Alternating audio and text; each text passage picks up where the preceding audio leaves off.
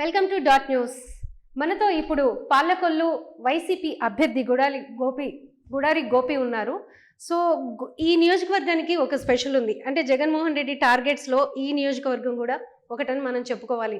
ఎందుకంటే అసెంబ్లీలో బాగా విసిగిచ్చే వాళ్ళల్లో వైసీపీ నేతల్ని కానీ, జగన్మోహన్ రెడ్డి కానీ, లేకపోతే విమర్శించే వాళ్ళు కానీ, వాళ్ళల్లో ప్రధానంగా అచ్చెన్నాయుడు కానీ, లేకపోతే చంద్రబాబు నాయుడు దగ్గర నుంచి వాళ్ళందరితో పాటు టార్గెట్ పెట్టిన మరో నాయకుడు ఈ నియోజకవర్గంలోనే ఉన్నాడు. సో ఈయనకి ఇప్పుడు ప్రత్యర్థిగా కూడా ఉన్నారు.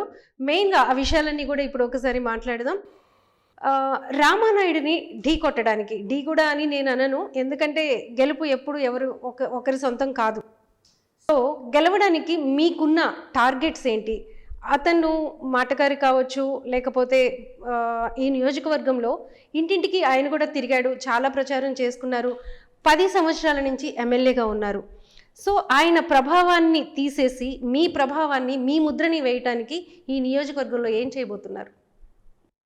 ఏదైతే పాలకొల్లు నియోజకవర్గంలో నేను వైఎస్ఆర్సీపీ ఎమ్మెల్యే అభ్యర్థిగా రేపు 2024 మే 13 ఎలక్షన్ తర్వాత ప్రజలు వైఎస్ఆర్సీపీ గవర్నమెంట్ని అభిమానిస్తున్నారు.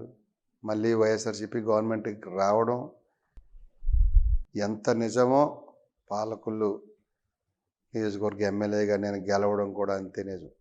ఎందుకు అంత కాన్ఫిడెంట్ అని అడిగారంటే, గత 5 సంవత్సరాలు జరిగిపోయిన గత 2014, 2019 మధ్య కాలంలో అప్పుడు స్థానిక ఎమ్మెల్యే టీడీపీ అధికారంలో ఉండగా గత 10 అంటే అప్పటి నుంచి ఇప్పటి వరకు తాను ఎమ్మెల్యేగా ఉన్నాడు. ఆ 5 సంవత్సరాలు ఏం చేశాడు, ఈ 5 సంవత్సరాలు ఏమి పని జరగకుండా ఆపారు అనే దానికి మీకు క్లియర్గా చెప్తాను. ఇప్పుడు అది అవ్వలేదా, ఇది అవ్వలేదా, అది చేయలేకపోయారు, మేము వస్తే ఇది చేసేస్తామని చెప్పినప్పుడు గత 5 సంవత్సరాలు అధికారంలో ఉండగా మీరు ఏం చేశారు? మీరు ఏం చేసి ఏ పని చేసి మీరు ఇక్కడ పాలకొల్లు వర్షం వస్తే టౌన్ మొత్తం మునిగిపోతుంది. దానికి రీజను దమైపతి కోడి, బెజవాడ కోడు, ఈ 2 కోళ్ళు. ఆ 2 కోళ్ళు క్లియర్ చేయకపోయినంతసేపు పాలకొల్లు మునగడం ఆగదు. అది క్లియర్ చేయాలి. ఆ సమస్య అలాగే ఉంచారు. డంపింగ్ యార్డు పాలకొల్లు నడి మధ్యలో పెట్టారు. మీరు ఎందుకు తీయలేకపోయారు? శ్మశానం చేశాను అన్నారు. ఊరందరికీ దోమలు వచ్చేసి దోమలతో ఇబ్బందులు పడేది వదిలేసి శ్మశానం చేస్తే శ్మశానంలో లాభం వస్తుంది కాబట్టి శ్మశానం పనిచేశారు. చెత్త తీస్తే లాభం రాదు కాబట్టి చెత్త తీయలేదు. చెత్త తీసిన కూడా లాభం ఉంది కదా, అందుకే కదా చెత్త కేంద్రాలన్నింటినీ కూడా ఇక్కడ కట్టించారు. అది టీడీపీ గవర్నమెంట్లోనే జరిగింది కదా. అది కూడా లాభానికే, చెత్త కేంద్రాలు కాదు. అందులో కూడా 50% తీసుకుని ఆ షెడ్లు వేసి దేనికి ఉపయోగించారు చెత్త కేంద్రాలు? ఈరోజు వైఎస్ఆర్సీపీ ప్రభుత్వంలో పాలకొల్లులో 40 సంవత్సరాల చరిత్ర ఉంది ఆ చెత్తగుట్టకి. దానికి చెత్త సేకరణ పెట్టి మట్టి మనం డౌన్లు పూడ్చుకుంటున్నాం, దాని మిగతా మెటీరియల్ ఫ్యాక్టరీకి పంపించేస్తున్నాం కాంట్రాక్ట్లో. అంటే దాన్ని క్లియర్ చేసి ఇవాళ పాలకొల్లుకి పట్టిన ఒక శని వదిలిపోతుంది. 2014 నుంచి 2019 వరకు టీడీపీ అధికారంలో ఉంది. రామానాయుడు ఎమ్మెల్యేగా ఉన్నారు, ఏం చేయలేదంటున్నారు. కానీ 2019 ఎన్నికల్లో కూడా రామానాయుడిని గెలిపించారు, జగన్మోహన్ రెడ్డి వేవ్లో కూడా. అంటే ఏం చేయబోతే ఈ జనం ఎందుకు గెలిపించారు ఆయన్ని? అక్కడ ఏమి చెయ్యకపోతే గెలిపించడం కాదు.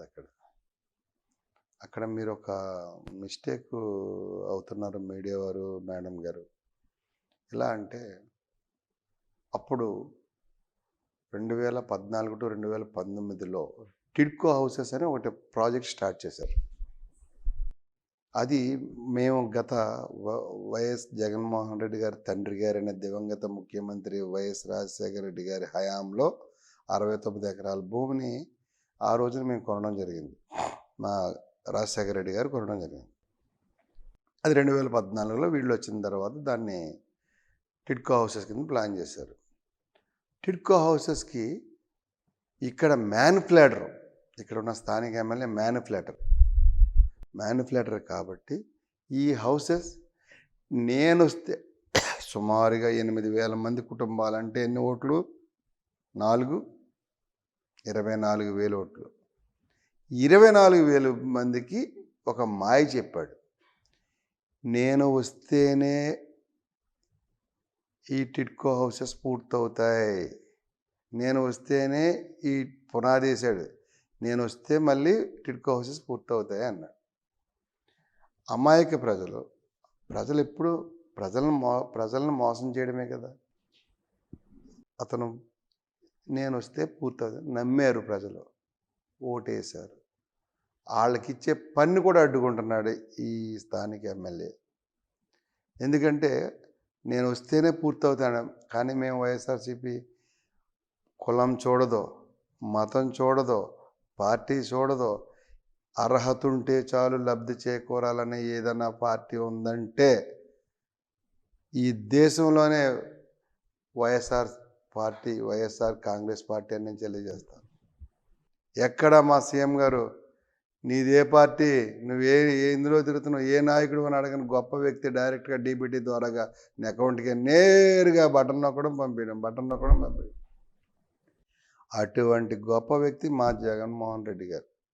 వీరికిలాగా అవసరానికి ఒక మాట, అవసరానికి ఒక పాట ఏమి ఉండవు. అద్భుతమైన సిస్టమ్ ఉంది, అద్భుతమైన రికార్డు ఉంది మా పార్టీకి. ఎక్కడా కూడా 7 నెలల కాలంలోనే అలా పార్టీలోకి వచ్చి అలా రాగానే ఎమ్మెల్యే సీట్ వచ్చేసిందని అందరూ అంటున్నారు. అసలు మీ రాజకీయ ప్రస్థానం ఏంటి? చాలా మందికి కూడా తెలియట్లేదు. ఇంత సడన్గా వచ్చారు, ఇంత సడన్గా సీట్ వచ్చింది అనుకుంటున్నారు. కానీ వైసీపీలో మీరు ఎప్పటి నుంచి ఉన్నారు? అసలు జగన్మోహన్ రెడ్డితో మీకున్న అనుబంధం ఏంటి? 2019లో కీలక పాత్ర భీమవరం నియోజకవర్గానికి నేను ఎలక్షన్ చేశాను. నేను 2019 నుంచి పార్టీ పెట్టిన దగ్గర 2019 నుంచి నేను పార్టీలో ఉన్నాను. మన గంధి శ్రీనివాస్ గారి నేతృత్వంలో నేను వీరవసరం మండలంలో పనిచేశాను. అద్భుతంగా అక్కడ అతి మెజారిటీతో గెలిపించుకున్నాం. ఆ తర్వాత పార్టీకి విధేయుడిగా ఉంటున్నాం. పార్టీ నాకు సీట్ ఇవ్వడానికి రీజను, ఇక్కడ ఒక బీసీ సామాజిక వర్గానికి చెందిన వ్యక్తి అయితే ఇక్కడ పాలకొల్లు నియోజకవర్గంలో బీసీలు అత్యధికంగా ఉన్నారు. ఇక్కడ బీసీలు అంటే ఇక్కడ బ్యాక్వర్డ్ క్యాస్ట్, అంటే ఇక్కడ ఈ నియోజకవర్గంలో బ్యాక్ బోన్ క్యాస్ట్ కూడా ఈ నియోజకవర్గానికి బ్యాక్ బోన్ పార్టీ ఏదైనా ఉంది అంటే అది వైఎస్ఆర్సీపీ. అందుకు నాకు కానీ మా సోదరి గూడూరి ఉమాబాలకు కానీ సీట్ ఇవ్వడం జరిగింది అంటే మా దగ్గర ఏమీ లేకపోయినా అతి సామాన్యులకి మా ఇద్దరికి సీట్ ఇవ్వడం జరిగింది. అతి సామాన్యులు, చాలా చిన్నవాళ్ళం మేమిద్దరం. మా ఇద్దరికి పాలకొల్లు నియోజకవర్గం, నరసాపురం పార్లమెంటరీ నియోజకవర్గానికి సీట్ ఇవ్వడం జరిగిందంటే అతి చిన్నవాళ్ళకి సీట్ ఇవ్వడం జరిగింది అంటే గొప్ప వ్యక్తిత్వం ఉన్న వ్యక్తి జగన్మోహన్ రెడ్డి గారని తెలియజేస్తారు. ఎందుకంటే ఎన్ని జన్మలు ఎత్తినా మేము ఆయన రుణం తీర్చుకోలేం. నా సోదరి ఉమాబాలు కానీ నేను కానీ ఖచ్చితంగా రుణం తీర్చుకునేది మేము ఈ సీట్ గెలిపించి జగనన్న చేతిలో పెట్టి ఆయనకి మేము నా శిరస్సు ఉంచి నమస్కారం చేసుకున్న రోజున నేను ఆయన రుణం తీర్చుకున్నట్టు అవుతుంది. ఆ రుణం తీర్చుకుంటానని కూడా మీకు తెలియజేస్తున్నాను. ఇక్కడ ప్రధానంగా తీసుకుంటే ఫైట్ టీడీపీ అని ఒక్కటే మీరు చూస్తున్నట్టున్నారు, టీడీపీ వైసీపీ మధ్య అని. అలానే జనసేనకు సంబంధించిన కమ్యూనిటీ కూడా బాగా ఎక్కువ ఉంది. మామూలుగానే రామానాయుడు ఇక్కడ గెలుచుకుంటూ వస్తున్నారు 10 సంవత్సరాలు, ఇప్పటికి 2 సార్లు అసెంబ్లీ నియోజకవర్గాల్లో గెలిచారు ఆయన. సో ఇప్పుడు ఈ ఓటింగ్ కూడా తోడైతే మీకు అంటే మీరు గెలవగలని అనుకుంటున్నారా? ఇక్కడ పాలకొల్లో ఇక్కడ వైఎస్ఆర్సీపీ పార్టీకి తెలుగుదేశం పార్టీకి పోటీ. జనసేన పార్టీని గౌరవించిన పార్టీ ఏదైనా ఉందంటే టీడీపీ పార్టీ. ఎందుకని? గత లాస్ట్ మంత్ మన చంద్రబాబు నాయుడు గారు పాలకొల్లు వచ్చినప్పుడు కాపులు ఓట్లు కావాలి కానీ కాపుల నాయకత్వాన్ని స్టేజ్ మీదకి పిలిచి పక్కన నుంచోబెట్టుకోవడానికి కాపులు పనికిరారు, జనసేన పార్టీ పనికిరాదు. ఆ జనసేన పార్టీ అధినేత గవర బన్నీవాస్ గారు బన్నీవాస్ గారిని కింద నుంచోబెట్టి స్టేజ్ మీద కూడా పిలవని వ్యక్తి జనసేన పార్టీతో పొత్తు, జనసేన పార్టీ గౌరవించిన వ్యక్తి జనసేన పార్టీతో పొత్తు. ఏ అవసరానికి అది వాడుకొని ఏరు దాటిన తర్వాత తెప్ప తగలబెట్టేసే రకం చంద్రబాబు నాయుడు గారు. అది మా జగన్మోహన్ రెడ్డి గారి కుటుంబం అయితే అటువంటి ఏమీ కూడా చాలా ఆనెస్ట్గా నమ్ముకున్న వాళ్ళకి న్యాయం చేసే వ్యక్తి జగన్మోహన్ రెడ్డి గారు. అంటే కాపుల ప్రభావం అసలు పవన్ కళ్యాణ్ ప్రభావం లేదని ఎలా అంటారు? ఇప్పుడు మీరు బన్నీవాస్ని ఎగ్జాంపుల్గా చెప్తున్నారు, బట్ బన్నీవాస్ ఆయనతోనే ఉన్నారు కదా, మీరు అనుకుంటున్నారు గౌరవం లేదని, గౌరవం ఇవ్వడని. ఇంకొకటి కూడా అంటున్నారు బీసీలకు ఆయన ఏం చేశారు అని. ఇక్కడ పితాని సత్యనారాయణ కూడా మంత్రిగా చేశారు, మీ కమ్యూనిటీ నుంచే వచ్చారు. బీసీలకు టీడీపీ పట్టం కడుతుందని చెప్తున్నారు, వైసీపీ బీసీలకు అన్యాయం చేస్తుందని చెప్తున్నారు. దీనికి ఏమంటారు మీరు? వైసీపీ అన్యాయం చేసిందో లేదా టీడీపీ అన్యాయం చేసిందో క్లియర్గా కానీ మీరు చూస్తున్నారు కదా, ఇక్కడ ఒక సీటు స్టేట్ వైడ్గా ఒక సీటు ఇచ్చారు. ఇక్కడ కాగిత వెంకటరావు కొడుకు కుమారుడు కోటి, ఇక్కడ 2 సీట్లు. ఇక్కడ వైఎస్ఆర్సీపీ ఎంతమందికి ఇచ్చింది, ఎన్ని ఎమ్మెల్సీలు ఇచ్చింది, ఎన్ని కార్పొరేషన్లు ఇచ్చింది, ఎన్ని చైర్మన్లు ఇచ్చింది, ఎన్ని జడ్పీ చైర్మన్లు ఇచ్చింది, ఎన్ని డీసీజీబీలు ఇచ్చింది గమనించట్లేదు మీరు. ఎంపీలు 2 ఇచ్చింది, రాజ్యసభ ఇచ్చింది. ఏమిచ్చారు? టీడీపీ వాళ్ళు ఏమి ఇచ్చారు? టీడీపీ వాళ్ళు బీసీ వాళ్ళని వాడుకోవడానికే, వైఎస్ఆర్సీపీ వాడుకోదు. బ్యాక్ బోన్, బీసీలకి బ్యాక్ బోన్ వైఎస్ఆర్సీపీ. అదే టీడీపీ పార్టీ బీసీలని వాడుకోవడానికి ఎన్టీఆర్ పార్టీ పెట్టినప్పుడు తెలుగుదేశం పార్టీ బీసీల పార్టీ అన్నారు. అదే నినాదంతో వాళ్ళంతా కూడా పనిచేశారు.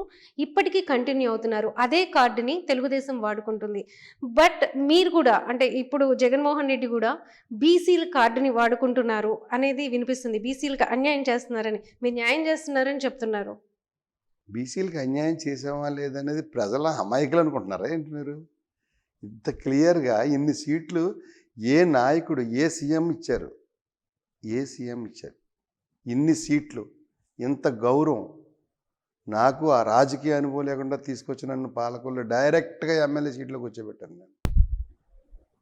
అతి సామాన్యుడిని, చిన్నవాడిని, అతి సామాన్యుడిని.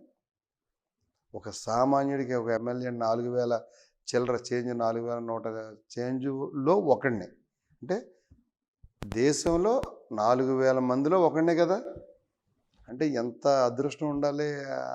నేను బీసీలో పుట్టినందుకు నేను చాలా గర్వంగా ఫీల్ అవుతున్నాను. ఓకే, ఈ నియోజకవర్గంలో మిమ్మల్ని తీసుకొచ్చి నిలబెట్టిన తర్వాత చాలామంది మధ్య జరిగిన చర్చ గోపి ఓడిపోతారు, లేకపోతే ఇప్పటికీ కూడా సర్వేస్లో కానీ ఫస్ట్ ఓడిపోయే సీట్ గోపిది, ఇలాంటివన్నీ వినిపిస్తున్నాయి. అంటే ఈ ప్రాపగండానా లేకపోతే అసలు ఏం జరుగుతుంది? మీరేమనుకుంటున్నారు దీని మీద? పాలకుల్లో వైఎస్ఆర్సీపీ జెండా ఎగరవేస్తాం. దాన్ని ఎన్ని అబద్ధపు ప్రచారాలు వచ్చినా మేము ఎవరిని లెక్క చేసే పనే లేదు. ఇది డిగ్రేడ్ చేయడానికి వాడే వాయిస్. వాళ్ళే ట్రోల్ చేయడం, వాళ్ళకున్న నాటకాలకి తెలుసు. మీ సాంగ్ అంటే మీ పార్టీ సాంగ్ జెండాలు జతకట్టడమే వాళ్ళ ఎజెండా అని చెప్పేసి ఆ పాట ఒకటి ఉంది. అలానే ఇప్పుడు వాళ్ళందరూ కూడా కలిసి వచ్చినప్పుడు మీ బలాలు బలహీనతలు ఇవన్నీ మీకు ఎంతవరకు వాళ్ళకి ఉపయోగపడతాయి అంటారు? అసలు మీ బలాలు ఏంటి, బలహీనతలు ఏంటి? ఇక్కడ మా బలం వాళ్ళే నిరూపించారు కదా, వాళ్ళ బలహీనత వాళ్ళే చూసుకున్నారు కదా. వాళ్ళు 3 జత కట్టుకుని వస్తున్నారంటే వాళ్ళ బలహీనతే కదా. మేము బలంగా ఉన్నాం కాబట్టి మేము ఒక సింగిల్గా వస్తున్నాం. ఇంకా ఆ జెండాలు జత కట్టడం అనేదే దాని అర్థం.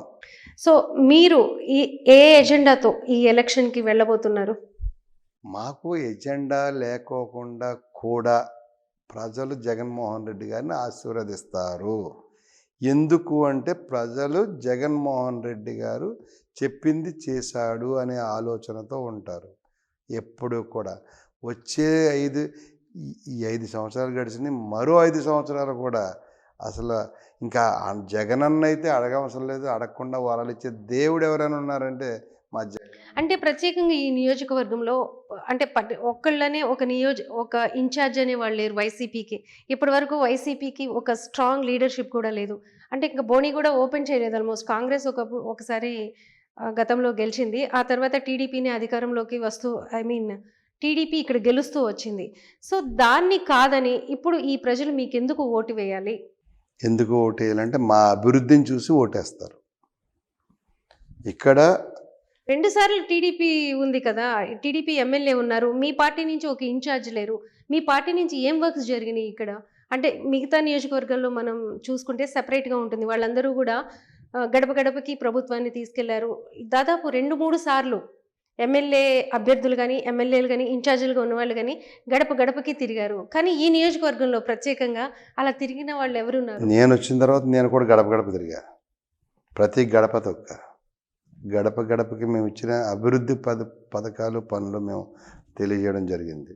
ఏదైతే ఇక్కడ నియోజకవర్గ అభివృద్ధికి మేము ప్రజల్లోకి వెళ్ళి ప్రతి ఓటరుకి, ప్రతి ఇంటి లబ్ధిదారునికి వివరించిన దాఖలా మాకుంది.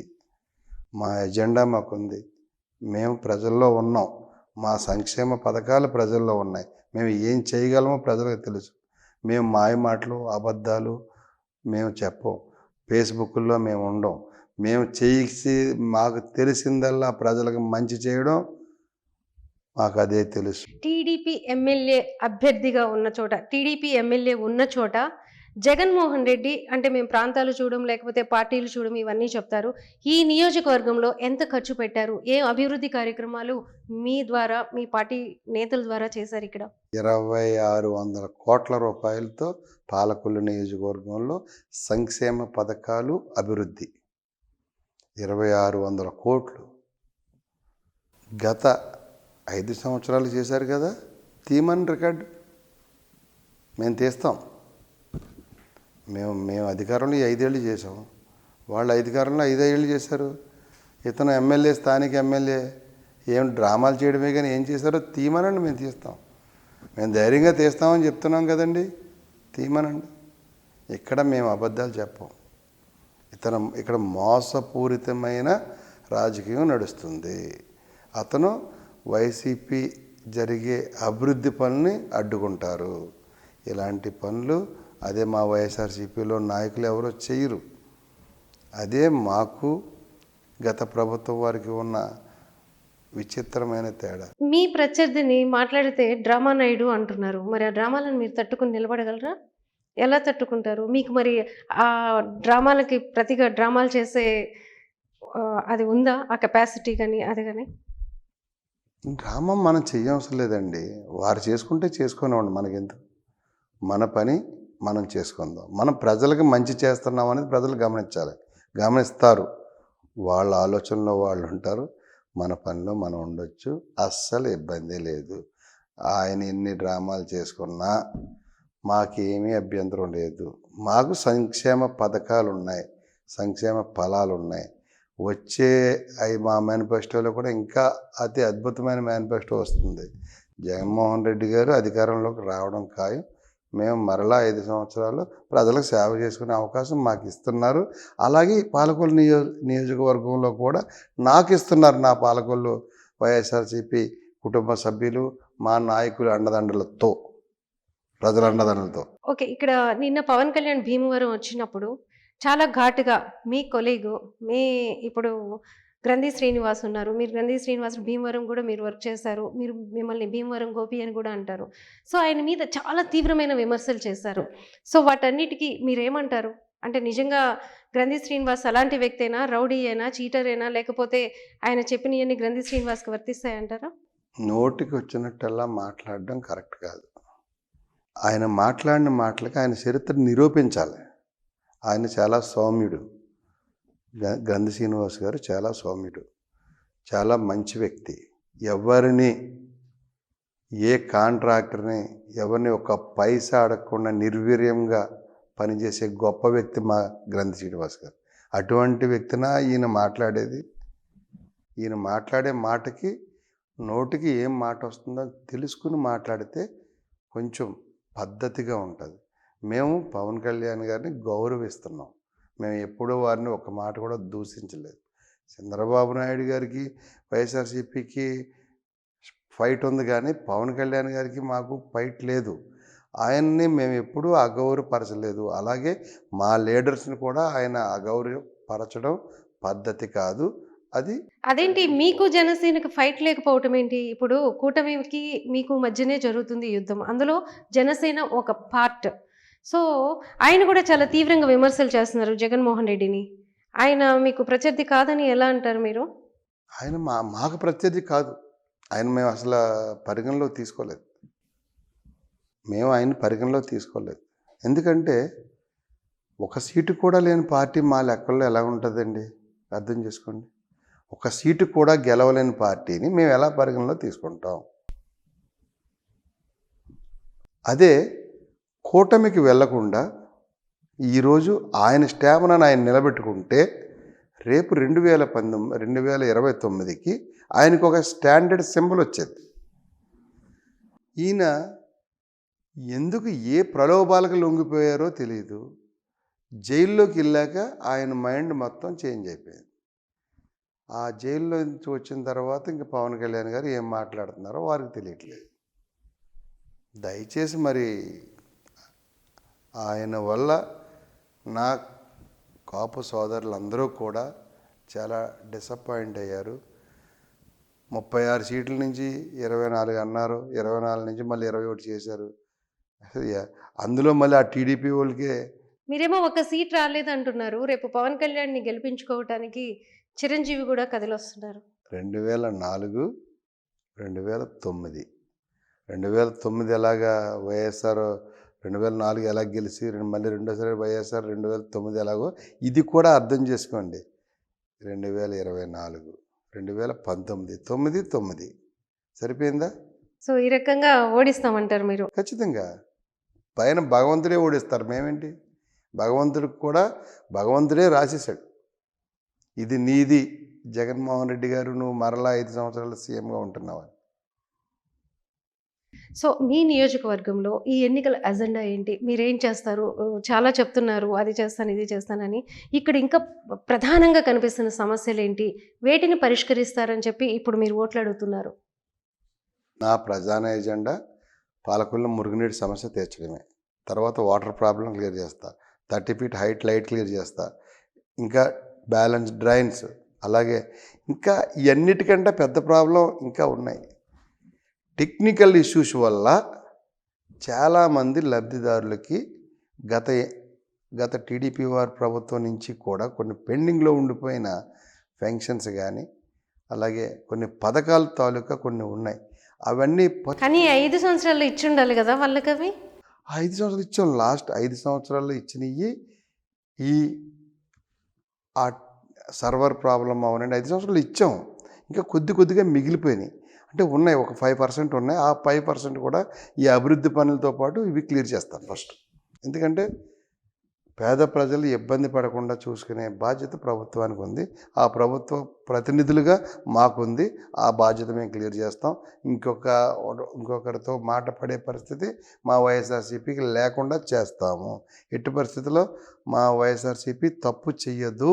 మా జగన్మోహన్ రెడ్డి గారు పార్టీలు మతాలు చూసే వ్యక్తి కాదు, ఒక శక్తి. సో, చాలా విషయాలు చెప్పారు. థ్యాంక్ యూ సో మచ్ అండి. మీకు కూడా చాలా నైట్ అయినా కూడా ఇంటర్వ్యూ ఇచ్చారు, టైం స్పెండ్ చేసి. ఈ నియోజకవర్గంలో టఫ్ ఫైట్ ఉందని చెప్పేసి అందరూ కూడా అనుకుంటున్నారు. చాలా వరకు పాపం ఈయన మీద సానుభూతి కూడా వ్యక్తం చేస్తున్నారు అందరూ. గోపి గారు ఓడిపోతారని. బట్ ఆయనలో మాత్రం చాలా కాన్ఫిడెన్స్ ఉంది. జగన్మోహన్ రెడ్డి ప్రవేశపెట్టిన పథకాలు ఆయన్ని గెలిపిస్తాయి. అలానే ఆయన కూడా ఈ నియోజకవర్గంలో ఇంటింటికి తిరిగి ఈ పథకాల గురించి కానీ, ఇంకా రాని వాళ్ళు ఎవరున్నారో వాళ్ళకి నెక్స్ట్ అతను గెలిస్తే అవన్నీ కూడా ఫుల్ఫిల్ చేసి అందరికీ అందుబాటులో ఉంటాను అని గోపి గారు చెప్తున్నారు. థ్యాంక్ యూ సో మచ్ అండి.